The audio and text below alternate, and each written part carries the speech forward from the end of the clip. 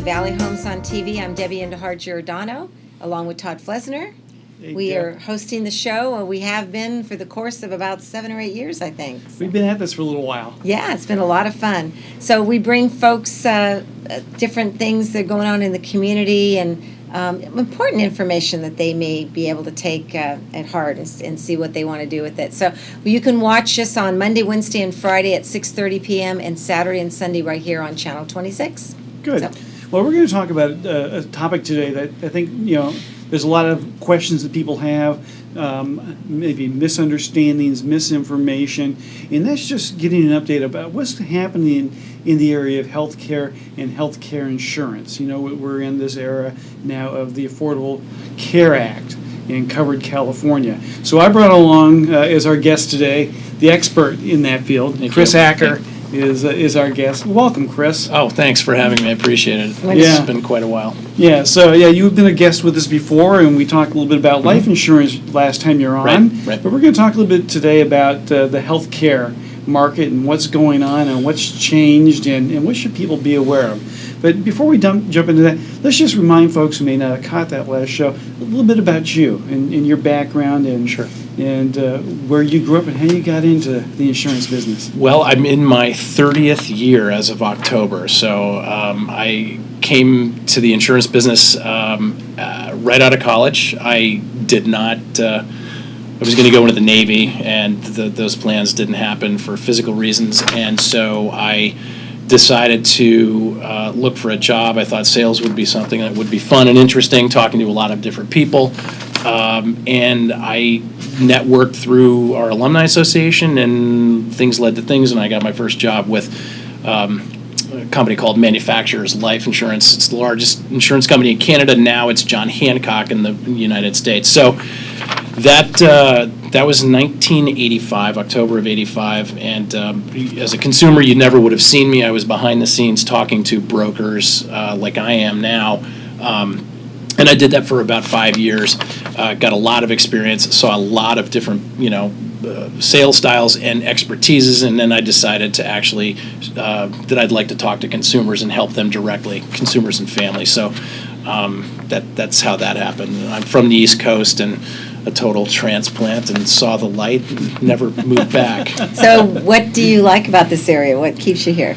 Well, I know you guys are real estate professionals, lending and as well as actual, realtor, real estate sales. And, I didn't see rain or clouds from July until November. And where I'm from in the summer, it rains a lot in northern New York State, and we don't have a lot of mosquitoes out here. But among other things, it's beautiful. I mean, you can you're in a metropolitan area. There's water. I grew up on a river, and you can get out of town here in 10 minutes. I mean, you can be in the country. So, I mean, it's the best of everything, really. Oh, and the food's great.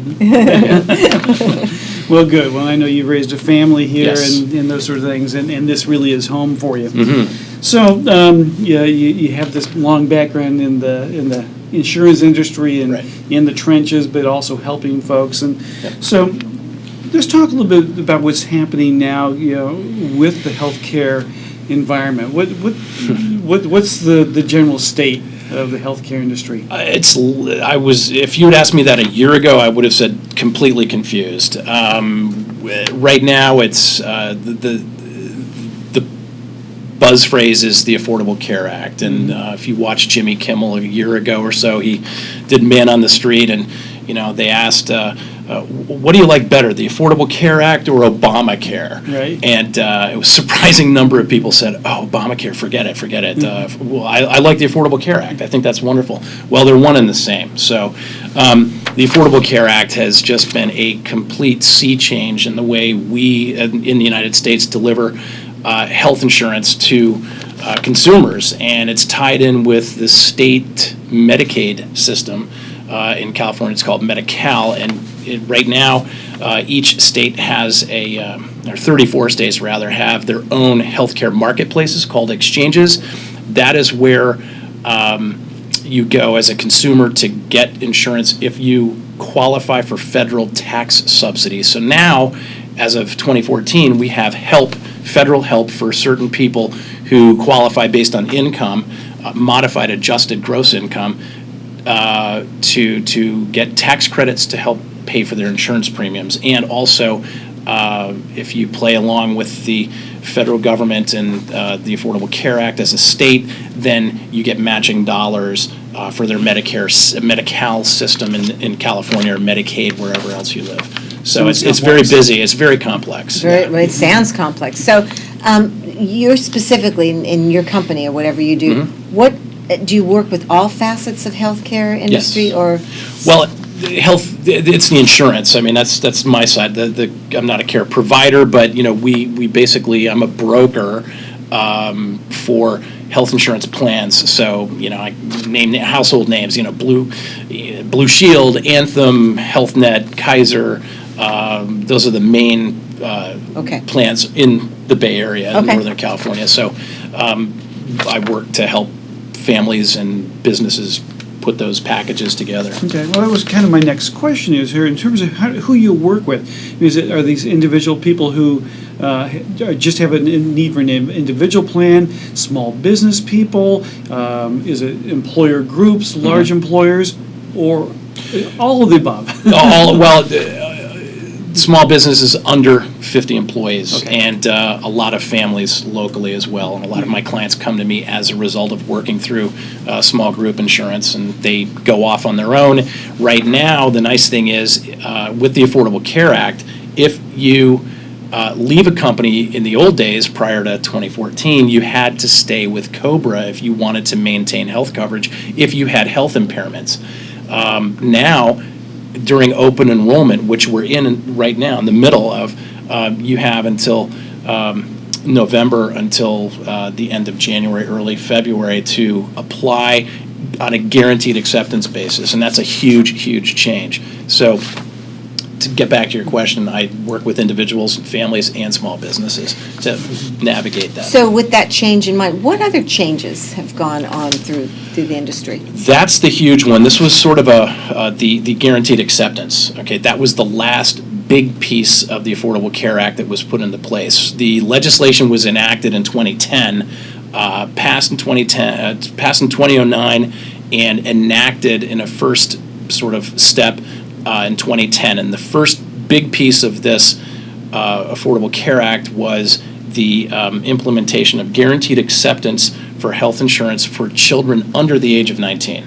So prior to 2010, you had situations where children, they had to go through full underwriting, to prove they were in good health, and insurance companies would, submit requests for medical records for certain conditions. For example, if you had a child who's 12 years old or younger in the old days prior to 2010, and that child had 3 or more ear infections in a 12-month period of time, most insurance companies would have denied that child coverage, and actually it could have jeopardized family insurance as well. So there were very few alternatives. You could go into a high-risk pool in California, but the benefits were really bad.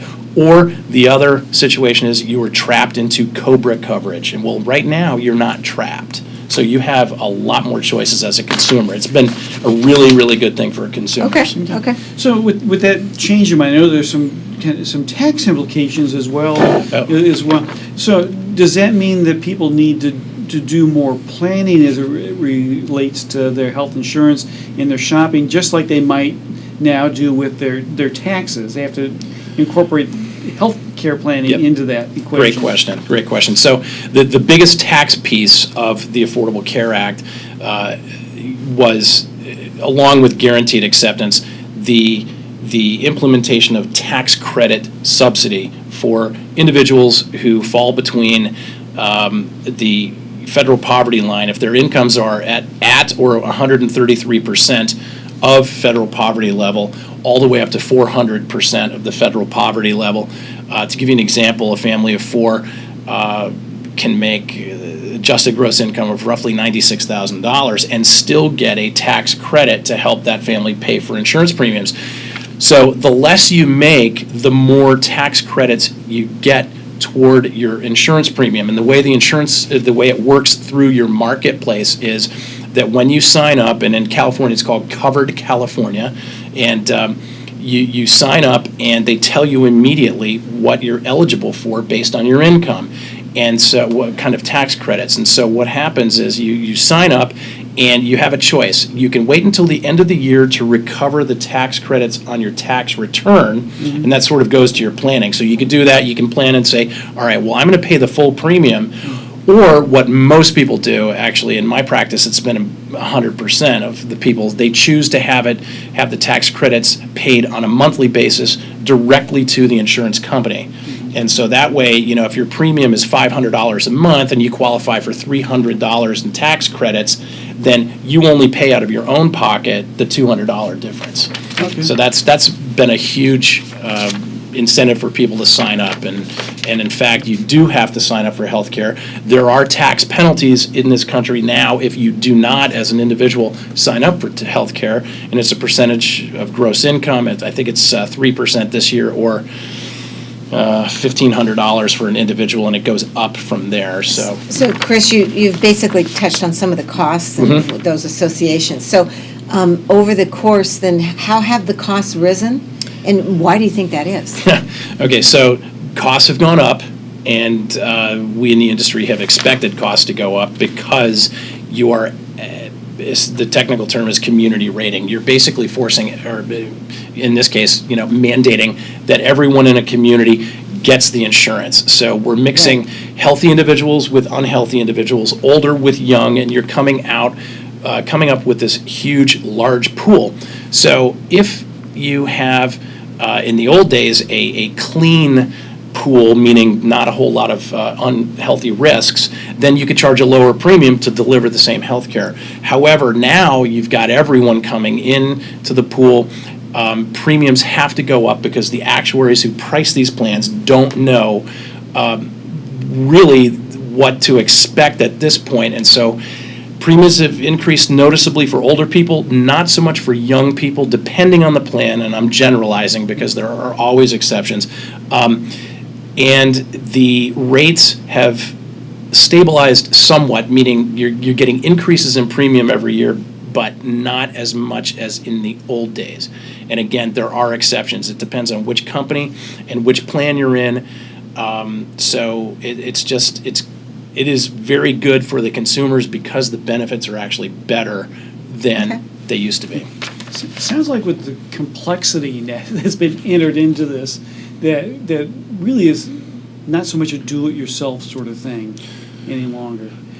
That's true. Is that a fair comment? Yes, and in they fact, need to hire an expert to sift through all the exactly, data. and thank you for bringing that up. The biggest misconception that I see in my practice on a daily basis is people not going through a local agent or broker because they think that the insurance agent actually costs more, when in fact the insurance companies pay the agents to enroll people and to service the clients. So for example, if you are going to Covered California and you need to call that entity right now, you're going to wait for 2 or 3 hours during open enrollment just to enroll, when in fact the cost for the same exact plan with an agent locally, if you know a local agent, that cost is identical. So interesting. Yeah, it doesn't cost anything, and we can get things done a lot faster than the call center environment. Good. So it definitely makes good practical sense for people to get an expert on their side in this case. Just make sure you get a Covered California certified agent because not everybody can do that. Okay. Good. So do we cover deductibles and types of coverages? Or is Yes. that something?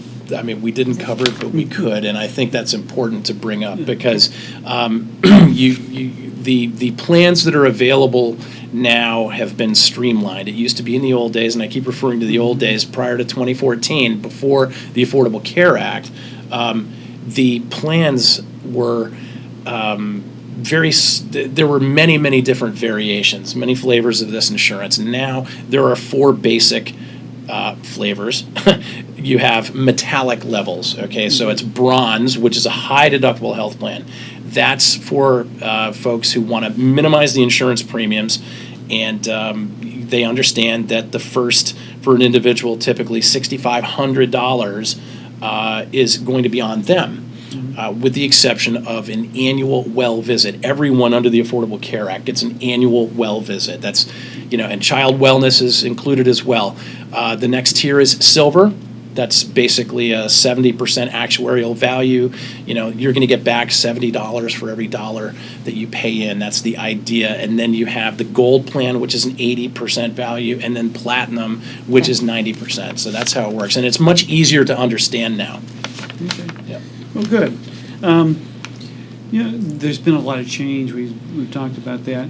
Probably seen a lot of change in your practice as well. Yeah. What is it that you enjoy now about what you do and how you're helping people? I really see things from the consumer side because I am a consumer. I know that our family, we have certain medical conditions where we were forced into developing a group insurance plan because we're self-employed and we Right. could get around the rule by coming up with a small group with my wife and I and a partner, and the compliance on that side, the group insurance side, is much more onerous, especially for a small business person. So that allowed us to get guaranteed acceptance, and so that was great. But not everybody was in that situation. So you had a lot of consumers, a lot of families who were left high and dry, who could not get insurance or had to pay higher rates because of their health. The thing that's rewarding to me now with the Affordable Care Act is I get to actually help people get the insurance that they want and they need, and they can't be turned down. And I've done some outreach meetings through our local school district, and to see people who've never had health insurance before, haven't had it in a long time, and in one case I'm thinking, I had a homeless person who signed up for Medi-Cal through us. Wow. And he was Must be just so grateful. And relief on their Relief. part. He actually was in tears, believe it or not. I bet. Yeah, it was very rewarding. So that's a great question. And so I would ask you, how about challenges in the future? Where do you see things going? Well, so you have two sides to the healthcare delivery system in this country. You have the payer side, which is the insurance, and you have the provider side. And the future of that relationship is contentious, I would say, because you have opposing interests. The insurance companies don't want to pay the providers what the providers are asking for.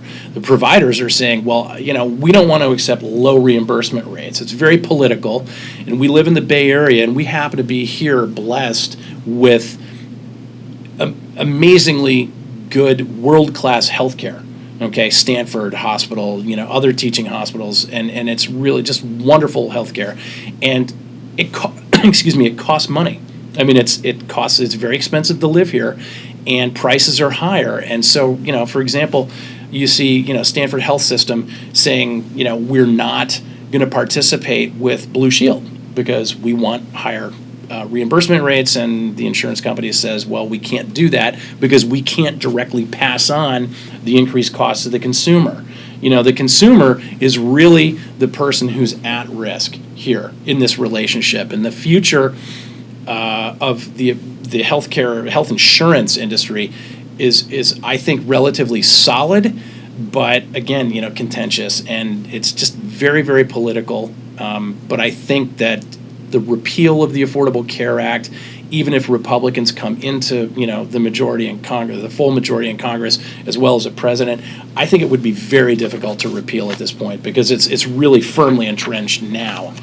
And people are getting used to having coverage when, to take it away, it's very difficult.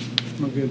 Well, I know we just scratched the surface because there's a lot of stuff that's going on. Sure. And people may have questions. Yes. If someone has a question they'd like to get an answer to, how might they get in touch with you?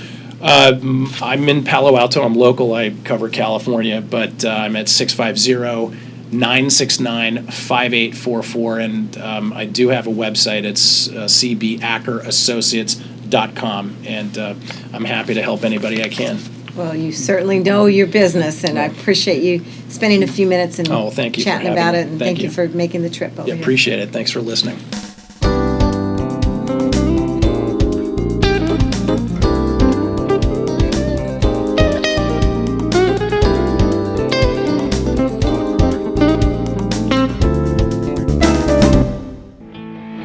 of us want to make a difference. As veterans, we committed to protect our country. We served and sacrificed for the things that mattered most. Those experiences shaped our lives, even if it isn't always obvious to those around us. And now that we've served, our commitments have taken on a new meaning. We're husbands, wives, parents, friends, and neighbors, but sometimes we still feel alone. We forget that our biggest challenge can be to ask for support when we need it. The Veterans Crisis Line is here for all veterans, service members, and their loved ones. Dial 1-800-273-8255 and press 1. Chat online at veteranscrisisline.net or text 838-255. It matters.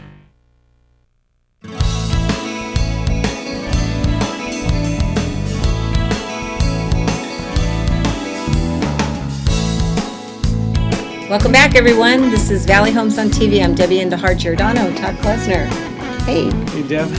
We're doing a wrap-up. We're in the middle of December, so we're going to look at what the housing market's been doing the last 30, 60 days. And You're in 2015? yeah, we're coming into a new year pretty soon. So I tell you, right now, people begin to shop for realtors. They kind of look, getting ready to put their homes on the market for the big home season, which is in spring. Right. But did you know that there's 10 things that you should know about real estate agents before you? Really? Yes, and I have, not that I have personal advice on that, but I certainly have an article. This came from the recent article here. So the first thing to understand about real estate agents is that they very few work on salary. So you have to expect to sign a lot of paperwork. That's one thing. Second thing you do. No agent will want to buy or sell your house more than you. Make sure that the agent does real estate full-time. You know, that's pretty critical. It is. I run into lots of different real estate agents in the line of work I do with financing, and there is a difference with those who do this as a hobby and those who really make this a profession. Absolutely. Don't believe the hype. Agents should come to you with proof, not wild promises. Number 6, networking is important. Make sure that the agents are fully integrated with systems and networking that give your home the best exposure. Number 7, understand that they need to be proactive. Ask them, number 8, how knowledgeable they are. And number 9, are they rated online and do they have a presence there? And that goes back to networking and having a strong web presence. And number 10, make sure you get along with them. I thought that was cute. There can be a lot of stress and a lot of pressure in a real estate transaction because there's a lot of money at stake, right?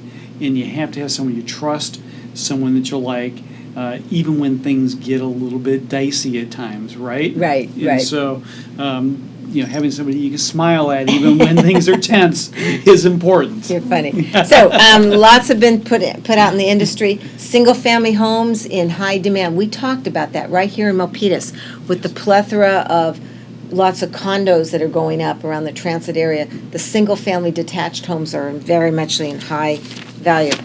Americans upbeat on the housing market. So we've had a tremendous 2015. The projection still looks good. In fact, had an open house just this past weekend. I had 100+ families through looking, and we're talking about holiday time. So just hold on to your hat and let's see what happens next year. It's going to be great.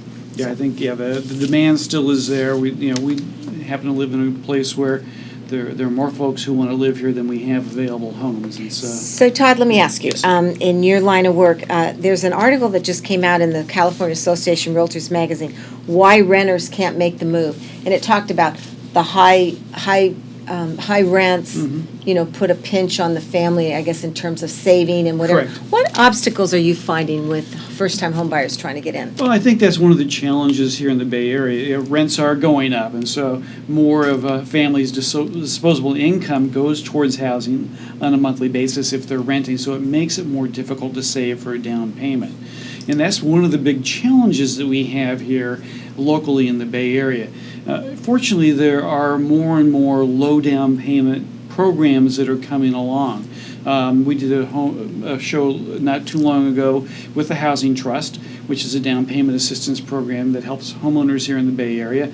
But FHA loans and VA loans are low down payment loans, but there are also conventional loans now that will do low down payments. I've got a loan product now that just came out, will do up to $1.5 million loan amount with 10% down, Wow. which That's unheard of. is brand new. So there's a lot of innovation that's going on in that area to help people overcome that obstacle of home ownership. And yes, you still need to save. Yes, you still need to have a down payment, but there are some options. And that's one of the things I love to help people with is explore how do they face that challenge and what are the options that might be available to them. Nice. And so I'll give the housing stats. Okay. And then we'll give our contact information. Terrific. Okay, great. So here's happening. This is actually October statistics. I don't have November out, but October. In 2014, single-family home, average price $782,000. Median price was $738,000. That's now jumped back up. It kind of fluctuated a little bit. We're looking at an average price of $973,000 and a median price of $847,000. Isn't that amazing? So, yeah, still good property appreciation. Right. I mean, I always said it's 150 grand was the appreciation just for this year. Mm-hmm. And then the condo market has appreciated. We looked at average price in October 2014 of $517,000, median price of $540,000. That's jumped to October 2015 of $635,000 for an average price and a median price of $699,000. So Yeah, we talked about the building that's going on here in Milpitas, particularly in that condo sort of market. Are those statistics for existing homes, or does that include all of the new homes as well? only the existing homes, not Okay. the new products. Yeah. All right, so if folks are out, and looking at the market and looking at what the new homes are, this really is Is for it- the existing stock. Right. So we're going to have to close our segment, but real quick, what's your guess? Are the Fed's going to increase the interest rate here in the next week or two before the end of the year? The smart money is now that the Fed is more likely than not to increase rates by 0.25%. Okay. If not here in December, it'll be early 2016. Okay, so we can report that in. Yes. Todd, go ahead and give your contact information. Let's see, phone 408-921-0669, and we'll just get the email up on the screen. for Great. folks. And if you have any questions about the show, I'm at 408-945-8988, and also we'll put the emails up there for both of us. So Terrific. thanks for watching Valley Homes on TV, and we'll see you in 2016. All right, thanks a lot. Thank you.